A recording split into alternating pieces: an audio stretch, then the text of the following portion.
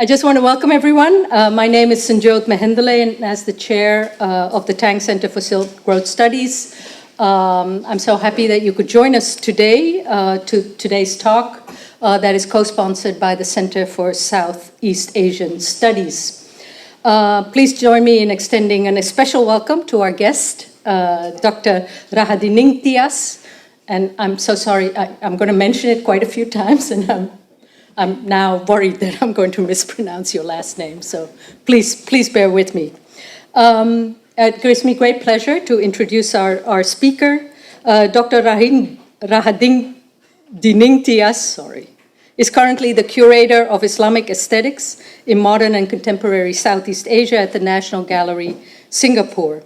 Her wide-ranging interests include comparative modernisms, Indian Ocean studies, post-colonial and decolonial theory, gender and feminism, environmentalism, and Islamic studies.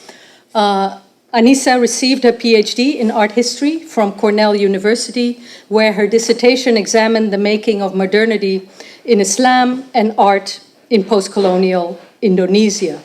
As a seasoned curator with prior experience at Cornell and since 2023, at the National Gallery Singapore, she has played a central role in shaping several significant exhibitions. Most recently in Singapore, she curated The Neglected Dimension, Ahmad Sadali, A.D. Pirus, Haryadi Suwadi, and Arahmayani, and she co-curated, Recollecting Southeast Asia at Cornell's Herbert F. Johnson Museum. As part of the permanent Southeast Asia Gallery curatorial team, she's currently leading and co-developing several upcoming exhibitions, including Faith in the Unknown, which focuses on women and abstraction in Southeast Asia, and a major show on Indonesian modernism, spanning the 1930s to the 1980s. Her writing has been featured in multiple platforms, including her forthcoming essay, The Neglected Dimension, Making Exhibitions of Modern and Contemporary Islamic Art from Southeast Asia. And this will be published in the edited volume, Islamic Art History and the Global Turn, and will be published by Yale University Press. In addition to her curatorial and scholarly work, Anissa is the co-convener of the Art History minor program at the National University of Singapore, where she co-developed a course on Islam and modern and contemporary Southeast Asia with Saida Iskandar. She's also actively involved in digital archiving initiatives, including the Burak, a digital exhibition and mapping project, and the Bandung Artists Collection, which is at Cornell. Her work exemplifies a deep commitment to expanding how we understand Islamic art, Southeast Asian modernism, and curatorial practice. By tracing the intersections of religion, aesthetics, gender, and politics across local and transnational contexts, her scholarships and exhibitions challenge dominant, at least in my opinion, art historical narratives and open up space for alternative genealogies of modernity. Through her curatorial and archival projects, Anissa helps recover overlooked artists, media, and modes of expression, particularly in the context of Islamic Southeast Asia. Her work, I think, not only enriches our understanding of the region's visual cultures, but also speaks to the broader importance of thinking globally about modern art and recentering the voices, visions, and spiritual imaginaries of post-colonial artists. So today, she will speak on Faith in the Unknown, Indian Ocean as an Exhibitionary Method. So please help me welcome Anissa Rahadining Tias.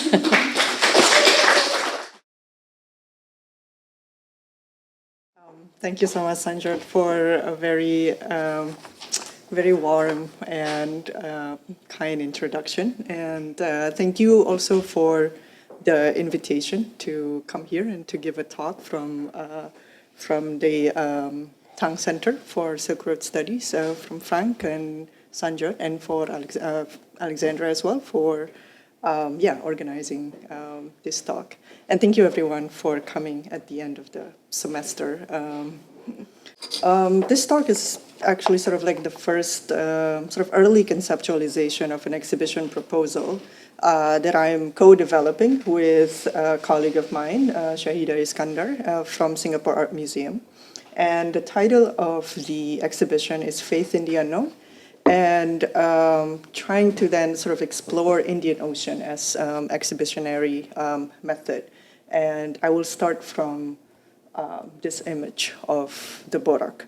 So the Borak is the Prophet Muhammad's mythical ride that accompanied him on his miraculous night journey from Mecca to Jerusalem and heavenly ascent to meet with the prophets before him and then to meet with God. Its core iconography of a hybrid creature with a beautiful human torso and a lower body of a quadruped animal has circulated across time and space through oral stories and pictorial representations like this one. The details of this marvelous creature often mutate and morph according to the specific locales in which it floats over, yet it typically still maintains its recognizable character.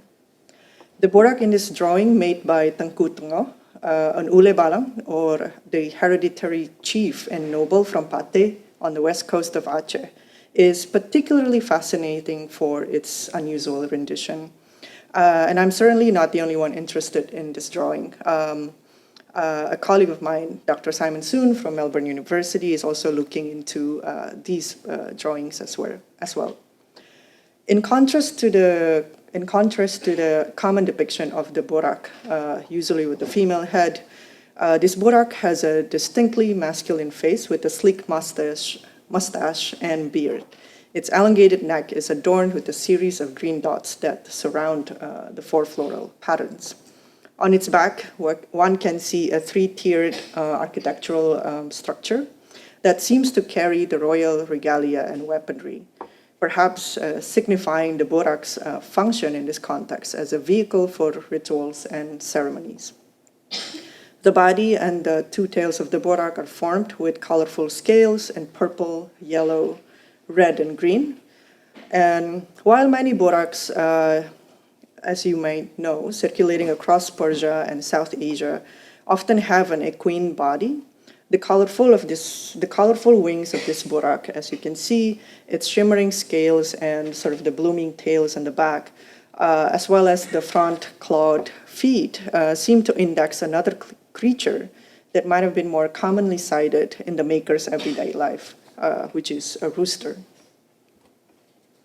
So historically, cockfighting has been a form of popular entertainment and public spectacle for almost exclusively men in many parts of the world, including in the Indo-Malay archipelago and Aceh. And as you can see here, a scene of cockfighting can be found also in another drawing by Tengku Tengah that also captures the scenes of bullfighting in the middle.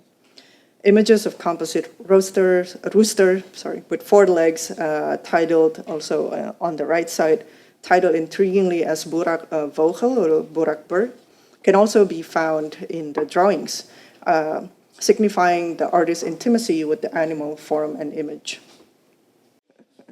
Thus, the more bird-like rendition of the Borak in this drawing shows a further deviation from the mythical animal's established form and lore in Islamic visual and oral traditions.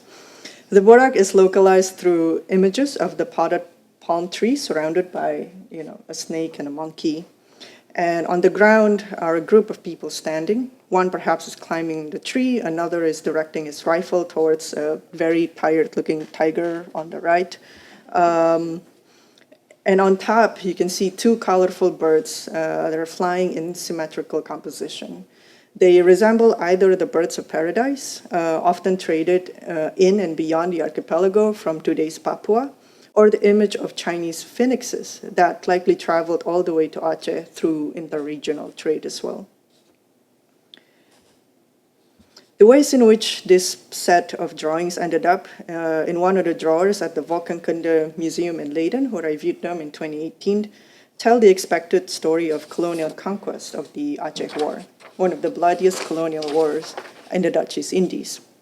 The museum's website recorded its provenance as the gift or donation dated 1 March 1904 from Gottfried Conrad Ernst van Dalen, or Frits van Dalen. and he was a Dutch military officer during the annexation of the Achenese Sultanate. During his time in Aceh, he was responsible for the massacre of hundreds of villagers in the village of Kutare. However, the museum also notes that this series of drawings was part of a collection of objects from Aceh and other parts of the Dutch East Indies purchased from Theodorus Jacobus Veltman, another Dutch military officer who served during the Aceh War. A look into the exhibition catalog of the 1907 special exhibition of the Rijks Ethnographic Museum in Leiden shows that these drawings were indeed part of the Veltman collection. The drawings were exhibited together with weaponry, photographs, jewelry, and other quote-unquote spoils of war. More is now known about the collector, which is Veltman, than the maker, Tengku Tengah. He was only recorded as an Ule Balang from the west coast of Aceh, but we know nothing more of him or how the drawings changed hands to Veltmans in the first place. Considering the often closer political affiliations between Ule Balangs and Dutch colonial power in maintaining control over Aceh following the end of the Aceh War, it was perhaps likely that the drawings were then commissioned, and maybe that's how it sort of like changed hands, and then was part of the museum in Leiden. So this is another drawings by Tengku Tengah of the Borak. His renditions of the Heavenly Borak, I think, in this talk, serve multiple functions. It has been a point of departure for me to discuss the oceanic connection in relation to Southeast Asia and Islam. It is also a site of convergence and perhaps mutation and contention, similar to other images of the Borak that exist across the Indian Ocean littorals and sites connected by the Silk Road. It is an abstraction of Muslim travels and a series of adaptations and translations of Islam along the littorals of the Indian Ocean, from the oral tradition in the heartland of Islam to the emergence of Borak's visual manifestations in Persian tradition, its proliferation across South Asia down to the Bay of Bengal and to Aceh and the rest of the Indo-Malay archipelago in the early 20th century. It is a palimpsest of multiple mobilities and temporalities. It tells a story of movements and encounters, the arrival of Islam and its acceptance in the Indo-Malay archipelago, the rise of Aceh as one of the most prominent port polities and center for Muslim scholars in the 16th century, and its fall, of course, in the early 20th century. The importance of Chinese influence and role, not only in the maritime trade, but also in the politics of local kingdoms, and the intervention into, as well as monopoly of trade by Europeans in the Indian Ocean, especially the Dutch and the British, that led to the formation of colonial states and modernity, followed by the establishment of post-colonial nation states in the archipelago. Ideas of connectedness, networks, and mobility have informed my art historical research on Islam and modernity in Indonesia and Southeast Asia. Trade networks, exchanges, flows of objects and images, as well as travels, create a shared genealogy with multiple translations that can be seen manifested in artists' heterogeneous negotiations and experiences with Islam and modernism. In my role as a curator, it is now my task to sort of like translate the art historical research into an exhibitionary form that puts forward oceanic thinking as a methodology through this exhibition proposal titled Faith in the Unknown. The proposal, again, was developed with another curator from Singapore Art Museum, Shahida Iskandar, during our time last year when we were teaching a new course on Islam and modern and contemporary art in Southeast Asia for the art history minor program at National University Singapore. Shahida's research into the entanglements between the unseen, the hypervisual, and the translations across material and new media practices of contemporary artists in the region and beyond complements and sort of complicates my focus on Islam and the modern. But then how does one translate and employ this methodology into an exhibitionary form? How do we speak about and through oceans and oceanic subject matter in a performative way? So this presentation seeks to articulate the potential of oceanic thinking anchored in Indian Ocean histories and experiences in an exhibition of art from Southeast Asia conceived in the port city of Singapore. I will be exploring a recent use of the concept dialectics that has informed artistic practices, scholarship, and exhibition making in the context of the Caribbean and the Atlantic. But despite being born out of the Atlantic, I think the current preoccupation with dialectics also opens up ways of theorizing the ocean as a universalized space beyond geographical or historical specificities. So in her 2020 article titled Tidalactic Curating, Stephanie Hassler writes about the recent proliferation of exhibitions with oceans as their curatorial premise. Her analysis of these exhibitions, along with her own curatorial project, was informed by the concept of tidalactics, drawn from Kamau Brathwaite's poetry rooted in the post-colonial Caribbean experience. In Hassler's words, Brathwaite's tidalactics evokes the fluctuating and cyclical movement of the tides and manifests the entanglement between the movement of water and bodies towards and from the shore. Hassler's use of the tidalactics framework largely concerns several contemporary exhibitions that explored ways of curating in the Anthropocene and in times of ecological uncertainty, in the hope of ushering what Rancia terms as, quote, distribution of new sensibilities, unquote, that is to engage the senses beyond the visual perception, with greater attention to performativity in terms of how making an exhibition entails a conscious production of meaning. And these are some of the works in the exhibition that Hassler talks about in her article. So this outlook is informed by recent scholarship in blue humanities or critical ocean studies that is concerned with theorizing the ocean and its, quote, viscous, ontological, and deeply material place, unquote, and its unfathomable more than human world. Scholars and curators such as Elizabeth DeLaury and Tatiana Flores seek to engage with the experience and representability of both human and non-human. In their collaborative essay, they look to shift the conversation from the surface of islands to the submarine by looking at works by artists engaging with the Caribbean experience. Rather than focusing on the mobility of mostly male transoceanic agents, many of the works they consider as manifesting the oceanic turn bring in, quote, connection to eco-materialist and environmental humanities work, unquote, in dialogue with the histories of the Atlantic and the Middle Passage. For DeLaury and Flores, the works of artists such as this one by Jane Ulrich Deserts, The Waters of Quisqueya that remap the Caribbean and transatlantic history, put forward the idea of tidalactic engagement as they provide an alternative, or as DeLaury writes it, as an alter/native historiography to linear models of colonial progress and alternative epistemologies to colonialism and capitalism. Eric Morse notes that critical ocean studies absorbs many 19th century water-based imaginaries that can be seen in Romantic era visual studies of water and climate. The catastrophic eruption of Mount Tambora on the island of Sumbawa in today's Indonesia brought an adverse climate disaster during colonial times that swept across Europe.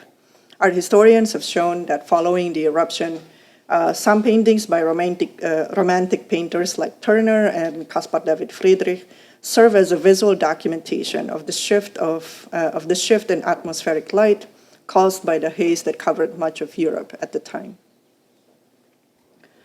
Morse further notes that romantic fantasy of the sinking ship in the midst of a stormy sea depicted in several European traditions also signifies the period's preoccupation with climatology and water. Javanese painter Raden Saleh, who was in Europe when the romantic fixation with the sublime nature was at its height, also painted several paintings of a shipwreck in the storm. The single-mast ship with the Dutch flag fluttering before the dark gray tempest washes adrift in the rough sea, as you can see. Debris can be seen swirling around the ship, waiting to sink to the bottom of the ocean or wash ashore. The painting represents the popularity of this genre across Europe, particularly the Netherlands, where Raden Saleh spent about 10 years of his foundational training with Dutch landscape painters Andreas Schelfhout before he departed from Dresden and later Paris in 1839. Raden Saleh's paintings like this one and the ones that he made in Dresden, depicting another romantic fascination with the exotic hunting scenes that I will show later, set in the imagined Orient, are some works that have also informed my focus on the Indian Ocean as a space that enables travels and circulations of images and imaginations. So exhibitions anchored on the Indian Ocean generally touch upon its role in the history of long-distance travels, trades, colonial interventions, migrations, and cultural exchanges, revealing layers of stories and histories across the expanse of the ocean and the land masses it connects.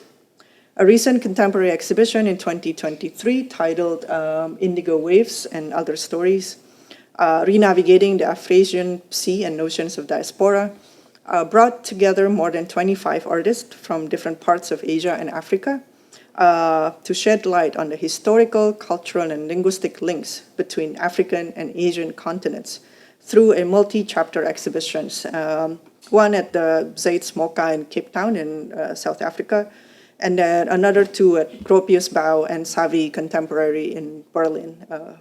Both are in Berlin. This show was curated by Natasha Ginwala, who was also one of the curators for this year's edition, the 16th edition of the Sharjah Biennale. And she curated the show with this show with Bonaventure Sohbejeng Dikung and Michelangelo Corsaro.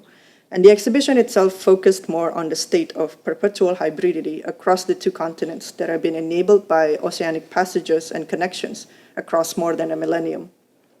Kamal Brathwaite indeed asserts that hybridization is a ubiquitous process promoted by the oceans.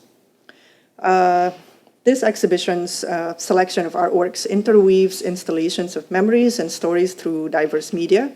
So they have film, literature, performance, sound exhibition, and works that sort of engage with your olfactory senses. So they engage with different senses and sort of recall, Hessler's calls of dialectic curating as a way to consider Ranciere's new distribution of the sensible. The exhibition also highlights the ways in which the Indian Ocean serves as a communal zone and is called by multiple names across multiple geographies and sources. Another exhibition on the Indian Ocean that took place in 2020 at Macmillan Museum of Art at Boston College, titled Indian Ocean Current, 6 Artistic Narratives, similarly explores the contemporary legacy of the long movement of people, things, and ideas through the works of 6 artists with deep ties to the land surrounding the western half of the Indian Ocean. The works of the artists in this exhibition, particularly of Shilpa Gupta, Wangge Chimuttu, Hajra Wahid, and Penny Sopsis, call attention not only to the yearning of a less bordered world and stories of forced movements caused by slavery and indentured labor, but also to capitalist and colonialist extractions of resources under the ocean and the imagined world when humans no longer exist. These 2 exhibitions might be representatives of other previous shows focusing on the Indian Ocean with various scales. They draw from the breadth of scholarly work on the Indian Ocean, many of which highlight this part of the world's oceans as, quote, the oldest of the seas in history, unquote. Its waves, navigational stars, and monsoonal systems have been used by humans to form regular connections between Africa, Asia, and later Europe that date back over 5,000 years.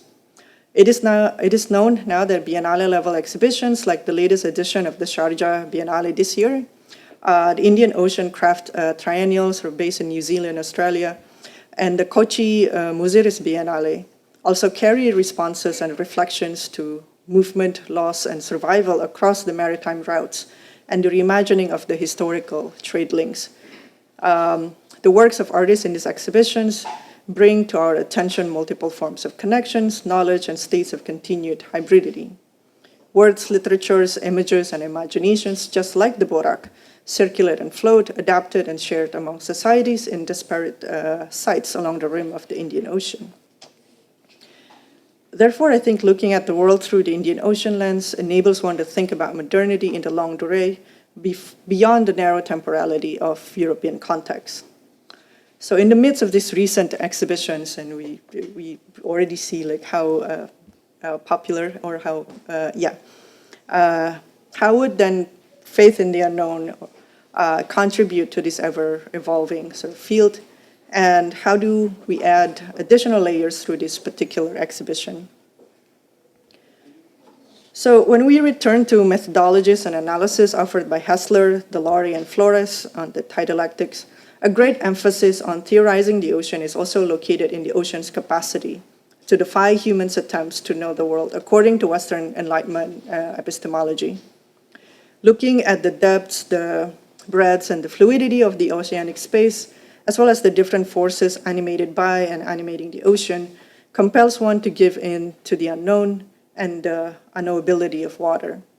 Cited by Hessler, cultural theorist Astrida Neymanis further emphasizes that thinking with water paves a way to, quote, imagine and cultivate a much-needed epistemology of unknowability, unquote.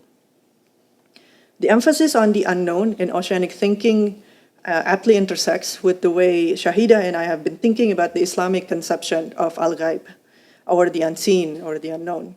It is via this concept that we initially developed the proposal for the exhibition that would highlight sort of religio, political, social, cultural aspects of modern and contemporary art production and quote-unquote Islamic aesthetics in Southeast Asia.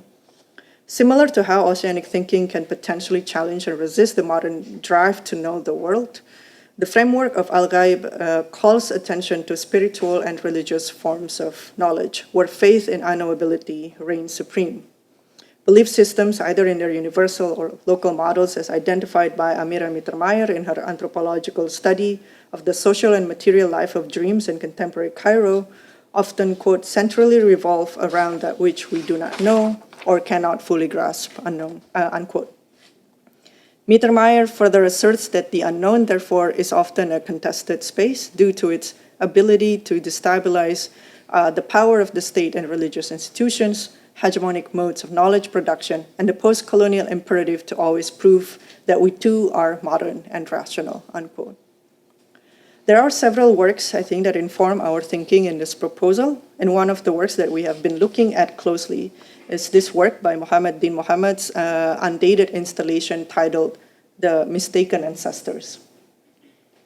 One of the reasons for this was precisely because of our inability to fully read or comprehend the work during our own discussion, and when we discussed this work with our students in class, actually. Din Muhammad is a Singaporean artist whose artistic practice was very much entangled and informed by his other occupations as a Malay traditional healer, Silat martial arts master.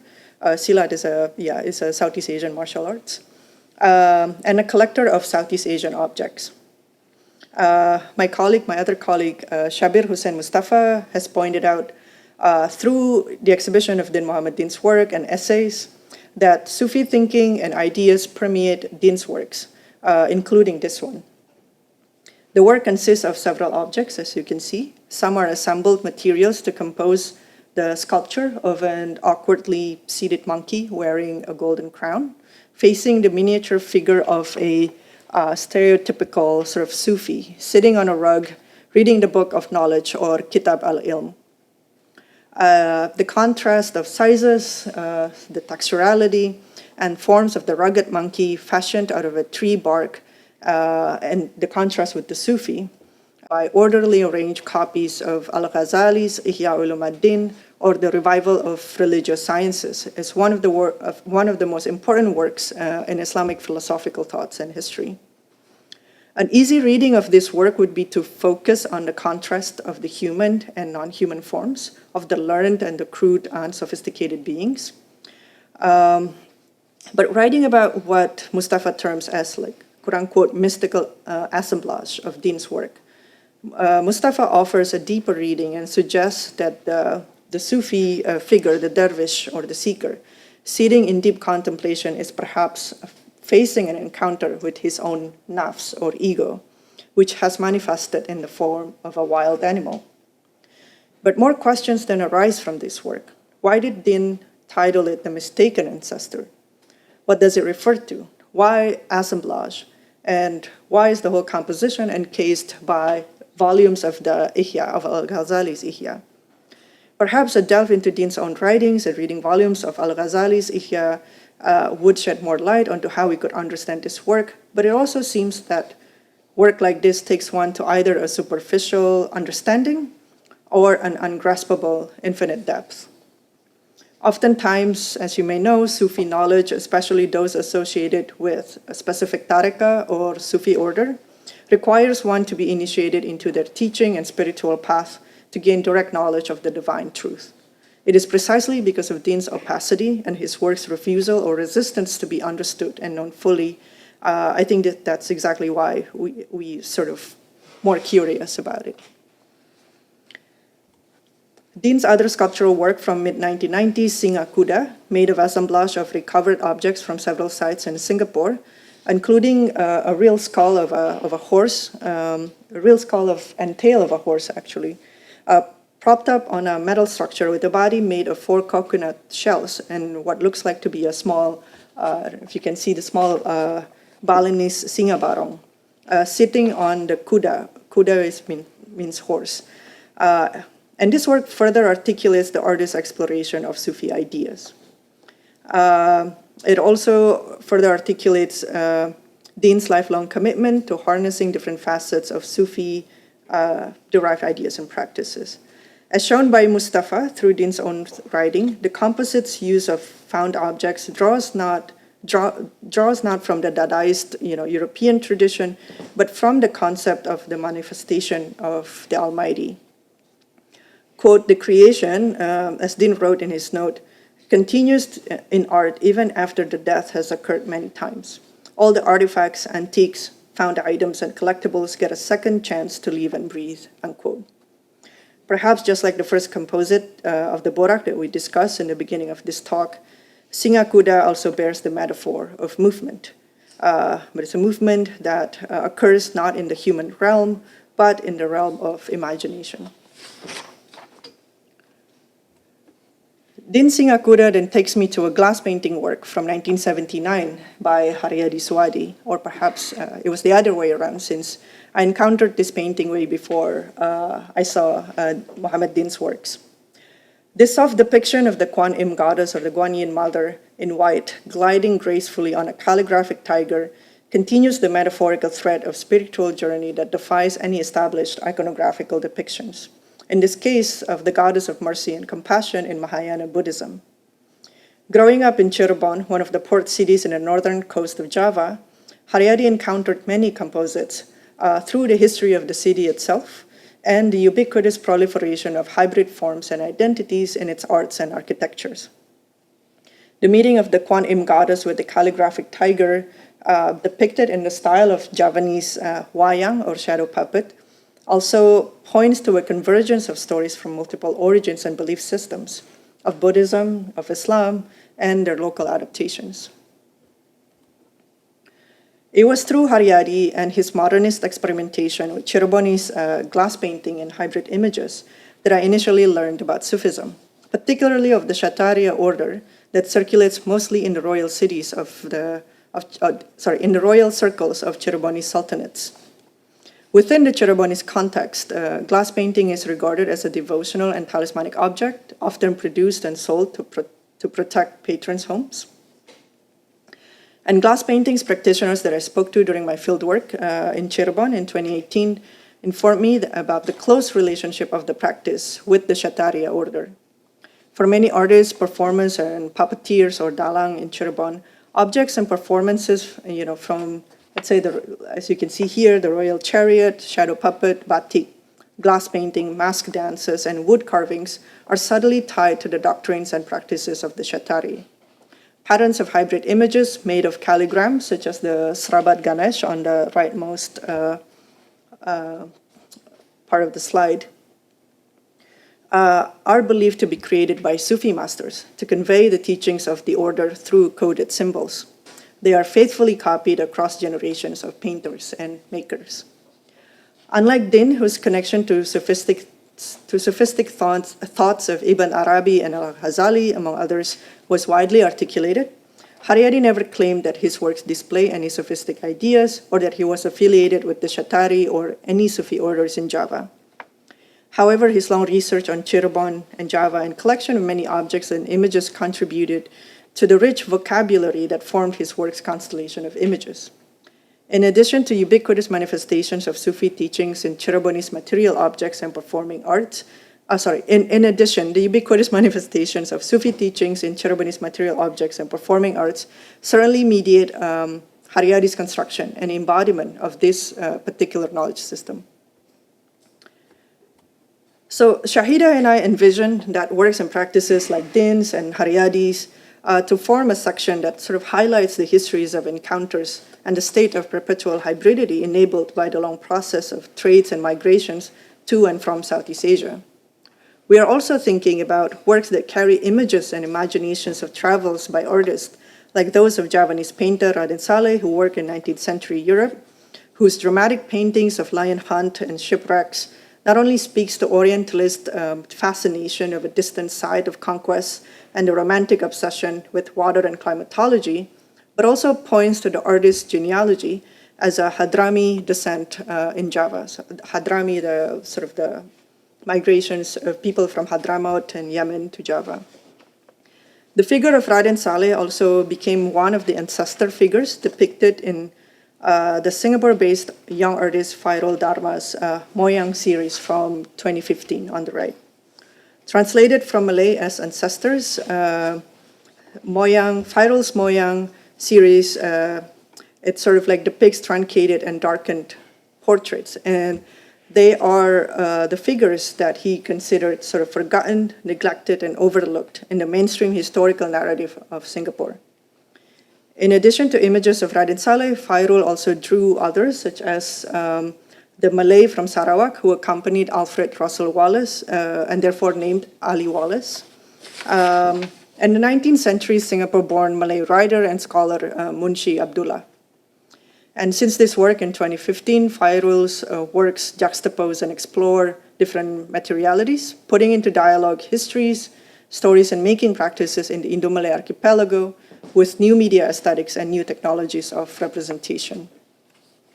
So maybe as you can see with these works, sort of that jump temporalities back and forth, what we're trying to do is that we're trying to present stories that do not follow a chronological timeline, which is very common in museum sort of exhibitionary setting, to sort of like also avoid the rigid logic of sort of developmentalist and capitalist modernity.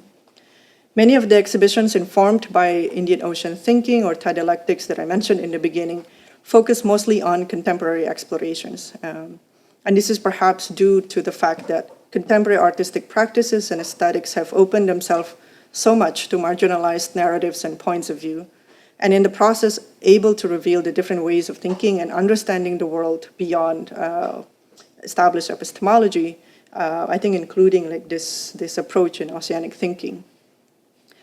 Modern art, as reworked and adapted across the rest of the world, still possesses the baggage and limitations of Western modernist project.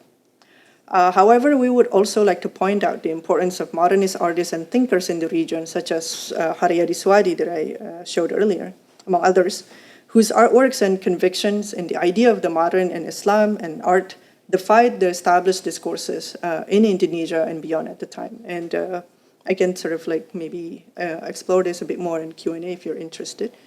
But perhaps we have yet to sort of develop a solid articulation on temporality, other than oceanic thinking allows us to sort of think with a different, nonlinear, and non-measurable notion of time. And this also allows us to think about quote-unquote Islamic aesthetics in the region that can challenge and resist the discursive and temporal boundaries of the fields of both art history and Islamic art history. I would also like to introduce in this exhibition Sushi Sulaiman's works, one of which is her experimentation to track down the movement of Nipah Island that float around the estuary of the river in Muar, Malaysia. This is another work that I would see as representative of oceanic thinking that could offer ways to accommodate unpredictability and sort of open the discussions towards the non-human and more than human world. Sushi is a Malaysian-born artist who emerged in the international scenes in the 1990s through her participation in Documenta, one of the most prominent stages for contemporary art, and it's held in Kassel every 5 years in Germany. She emerged during the period of internationalization of many young Southeast Asian artists at the time through international exhibition platforms.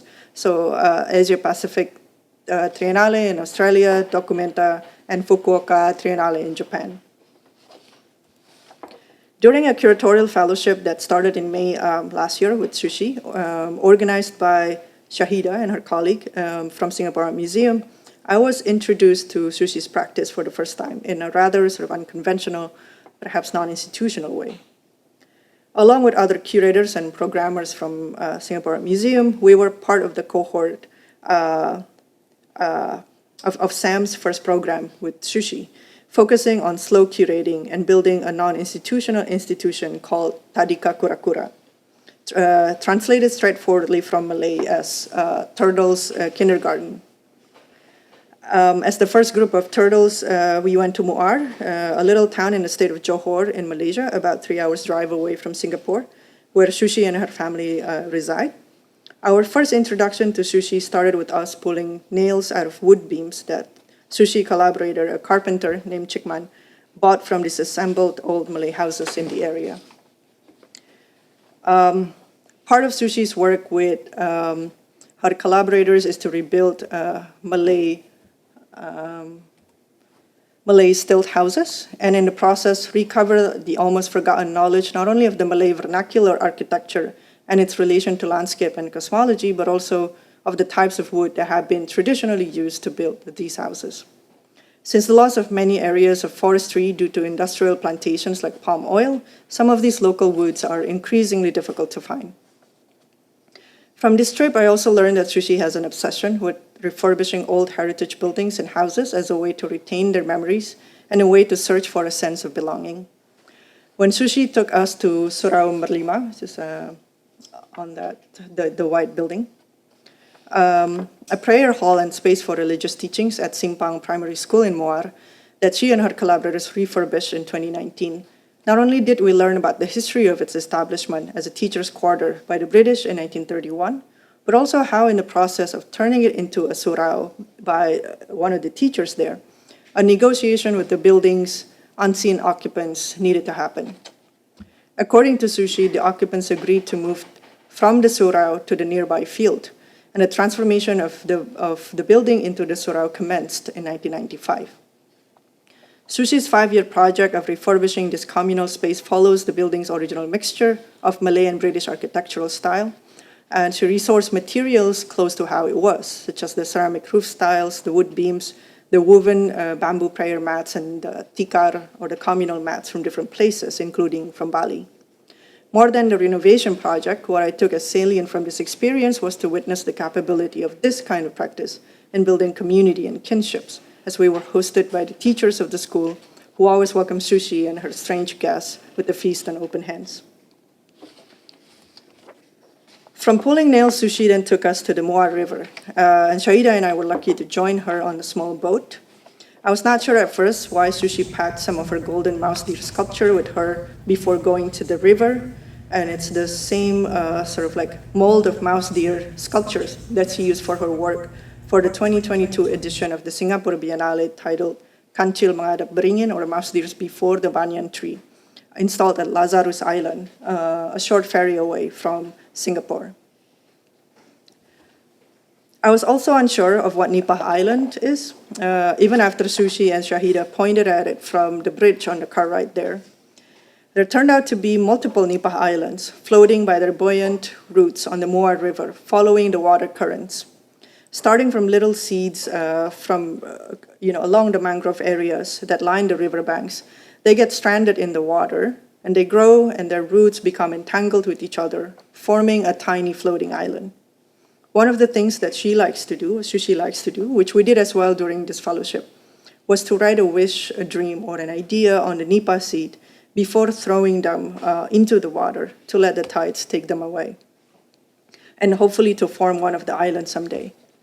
Shahida retold Sushi's story to me on the boat of her wanting to get on one of these tiny islands when she was a kid to embark on an adventure, a dream that she shares with her daughter now. Thus, I think the mouse deer, or the kancil in Malay and Indonesian language, became the surrogate. Sushi put GPS trackers on the 3 mouse deers. She puts aboard 3 different islands in the hope of tracking their movements. However, when we came again last March this year for the second iteration of Tadika Kura-Kura, Sushi informed us that all the GPS devices failed to transmit any signals, even after redoing the process of getting more mouse deers on on the island. I would like to think that the mouse deers are going on their own adventures into the open sea, and it is up to the Nipa Islands, the weather, and the tides, how far and where they can go. Their adventures remain only in our imaginations, and many things also remain unknown. Even after following Sushi for the second time, going to places she holds dear in her memory across Muar, Malacca, Kuala Lumpur, and Perak, I still find it difficult to pinpoint and map her practice. She often moves from one thing to another, sort of intuitively, or maybe rather chaotically, and often with no apparent logic behind her artistic decisions. And that's very hard for a curator or art historian to follow. Her decision is often informed by what she calls patanda in Malay, or signs, either from the tangible or it's a signs from either the tangible or imperceptible nature or from the universe. And these signs transcend or surpass human logic. For Sushi, patanda is representative of indigenous attitude and of accepting uncertainty and the lack of control humans have in the face of nature. While her work seems to be sort of like disparate, they are never detached from each other. They seem to come together as they have kind of an intentionality, perhaps like the messy sort of entangled roots of the Nipa Island.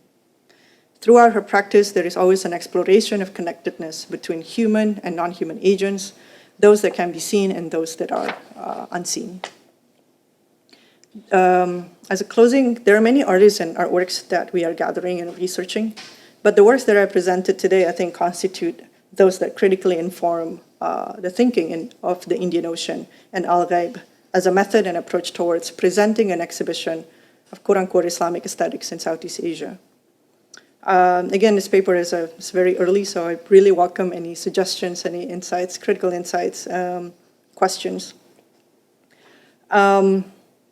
And this exhibition, I think, would continue the thread of recent exhibitions that I've mentioned earlier, telling stories through the Indian Ocean that highlights the long histories of encounters, with more emphasis on Southeast Asia and on Islam, and the histories of the ocean that enables the circulation of ideas, stories, images, and imaginations relating to Islamic sophistic ritual and performances. The notion of dialectic, I think, also find parallel in the Indian Ocean context as a way to think about water and fluidity and tidal movements as a shifting side of history. It also enables us to think about the ocean and water, the environment and the non-human through works like Sushi Sulaiman's. I think through oceanic thinking, therefore, what we hope to do is that we hope to continue such world-making projects and imagine sort of an alternative worldviews beyond the regional, the colonial, and the national boundaries. Thank you.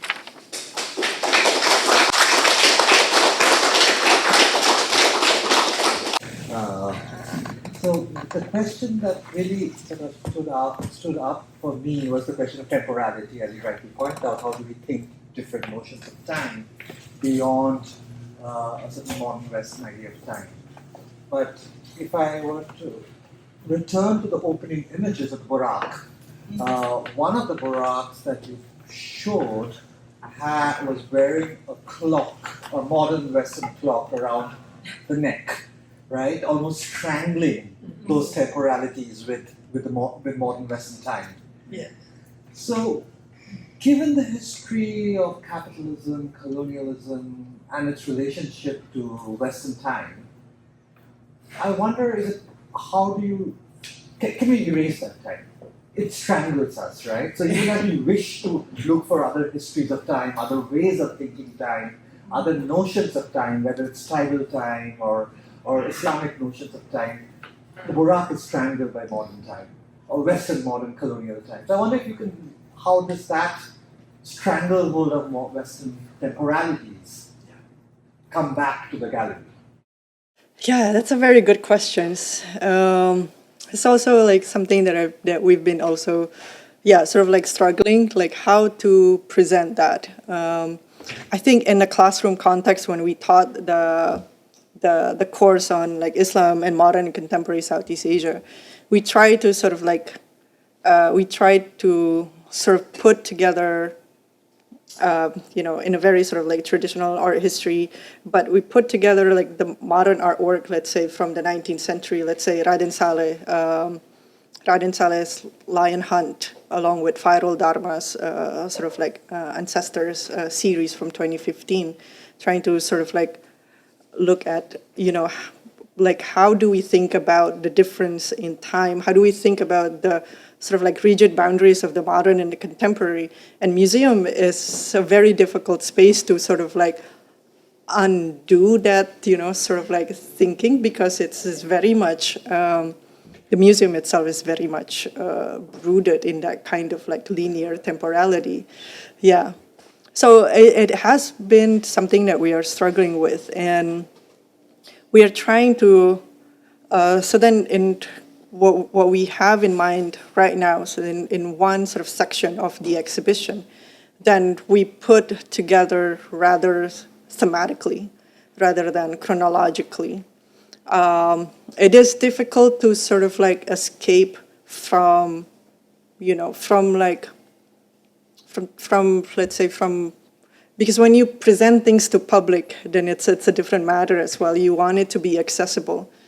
And sometimes the public would accept more of a, established norm, right, of like linear trajectory, because it's easier to follow. So it's also an experimental thing that we are trying to do, not to present it in a chronological manner, but to present, let's say, the Borak with a commission about the monsoon, for example. And then we try to have the work sort of speak to each other. But yeah, I mean, I don't think I have a very solid response to you right now, because I think this is something that I will need to kind of think about, especially how to translate that in tangibly in exhibitionary form.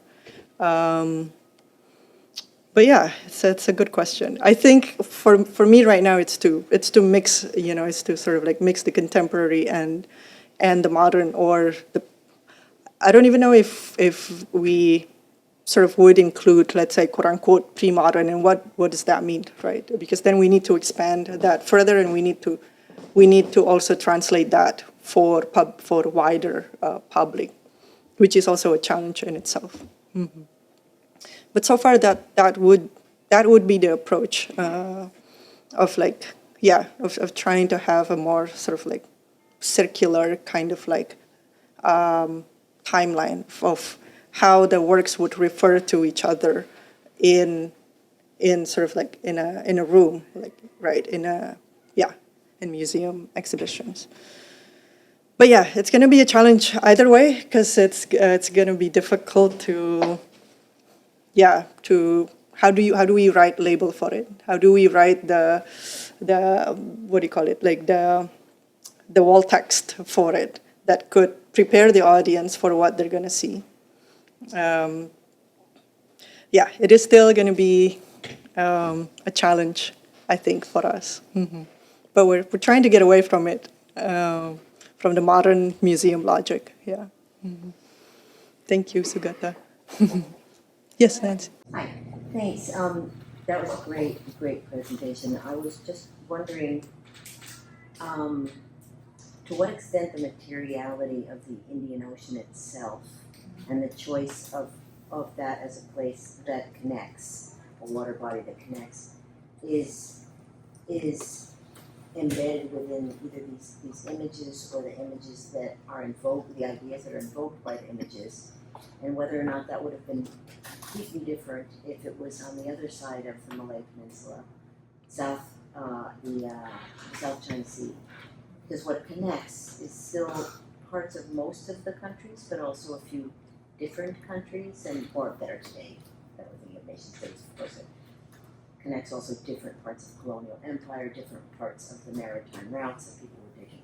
And I'm just wondering about that, the differences that you might imagine would emerge in a story that, is it because of the connection to the Islamic world, or what? You could just comment on that. Yeah, I think the first sort of connection to narrow it down and since my research is also on Islam, then it's its connection to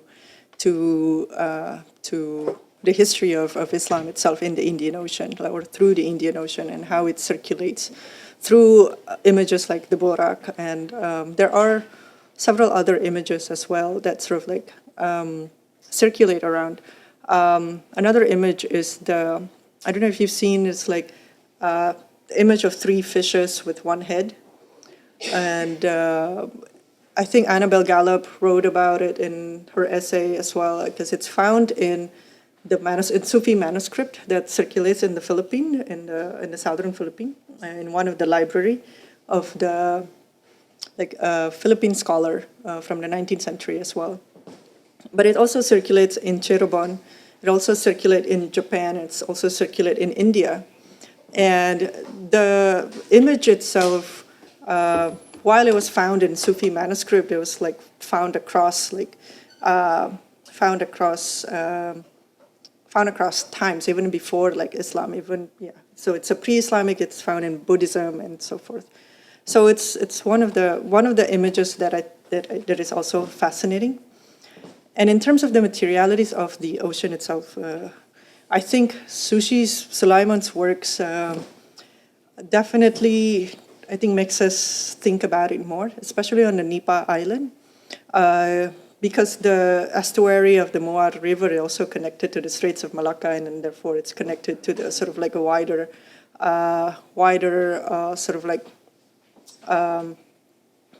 channels of like the Indian Ocean trade. And it also talks about the water and talks about the agents beyond like human capability to sort of like control things.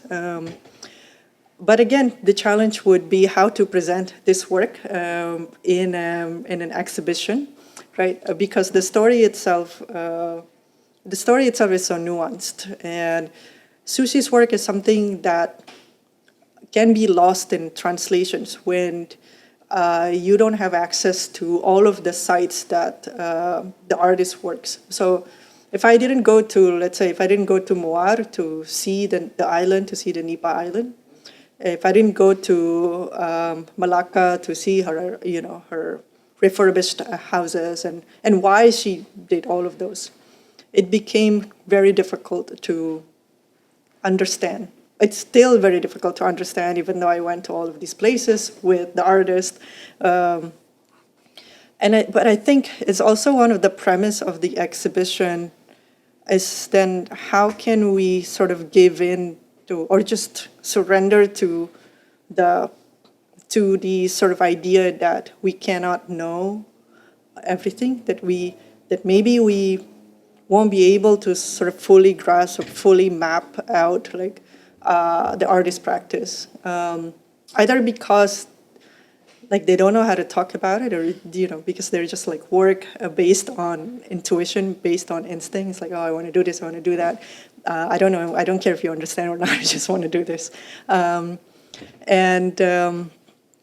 or just because it's very, or works like Din. There is just like there are so many. I feel like it's one of the works, Din's works, The Mistaken Ancestors. It's one of the works that it's really, really difficult to kind of like anchor, to understand or to fully grasp. There's still, I feel like, even if, let's say, I read Din's writings, there's still a lot of like things that is probably difficult to sort of grasp, right? And this kind of work also takes you to so many different directions and with no certainty as well. Yeah. So I think the materiality sort of metaphorically kind of like implied or try to read that into the works. But also I think we are trying, I think it's against our sort of like tendency to, because we want to know everything, yeah. But then, how do we then present something that we do not fully know to the public? So I think that's the challenge for us as curators, maybe. But thank you, Nancy. I was just wondering what your thoughts are about the overall art scene in Indonesia and like in Singapore, and how that's changed over the last few decades. The arts, like the contemporary art scene? Yeah, it's, if it's become more profitable or more popular, and just, yeah, I was just wondering. Yeah, Things seem to change faster in Southeast Asia than Right. here. So. yeah. I think since you may know about Documenta 15 in Kassel. So Documenta again is one of the one of the most prominent sort of like international contemporary art platforms. And in like last year, was it last year, 2022? No, 2020. The 15th edition. They chose Ruang Rupa, which is sort of a collective from Indonesia, as their artistic director. And it completely sort of changed the method of the ways in which they present a Biennale level sort of exhibition. Ruang Rupa is a very grassroots sort of like contemporary artist collective, and they sort of like try to have a different model of like commissioning works, and so they have this system called Lumbung, and then they try to put the funding and then sort of like distribute the funding sort of equally and fairly, and each of their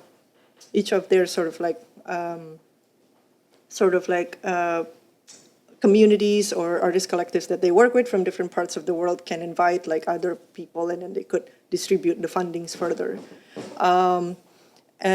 So that model is like, it's very new for the art scene, I think.